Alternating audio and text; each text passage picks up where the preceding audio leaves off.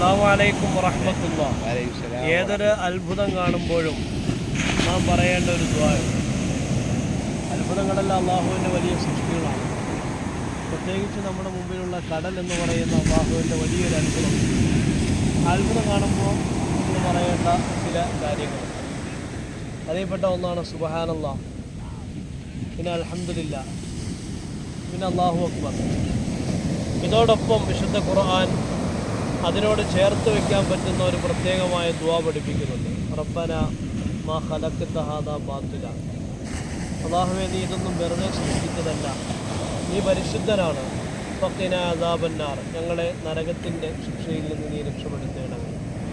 അപ്പോൾ ഏതൊരു വിശ്വാസിയെ സംബന്ധിച്ചിടത്തോളം വിനോദങ്ങൾക്ക് വേണ്ടി, രസത്തിന് വേണ്ടി, മാനസികമായ ഉല്ലാസത്തിന് വേണ്ടി കടൽ പോലെയുള്ള കാര്യങ്ങൾ കാണാൻ വരുമ്പോൾ ഈ പ്രാർത്ഥന പ്രത്യേകമായി പറയൽ നിർബന്ധമില്ലെങ്കിലും സുന്നത്തില്ലെങ്കിലും ഇത് പറയൽ നല്ലതാണ് എന്നുള്ള കാര്യം. അപ്പോൾ നമുക്ക് ഈ പ്രാർത്ഥന ഈ ദുആ ഒന്ന് ഒരുമിച്ച് പറയാം. റബ്ബന മാ ഖലഖ്ത ബാത്തില സുബ്ഹാനക ഫഖിനാ അദാബന്നാർ. അല്ലാഹു തആല അവൻ്റെ അത്ഭുതങ്ങൾ കണ്ട് അവന് കൂടുതലായി വിശ്വസിക്കുന്ന യഥാർത്ഥ മുഅ്മിനീങ്ങളിൽ അല്ലാഹു നമ്മെ ഉൾപ്പെടുത്തി അനുഗ്രഹിക്കുമാറാവട്ടെ. അസ്സലാമു അലൈക്കും വറഹ്മത്തുള്ളാഹി.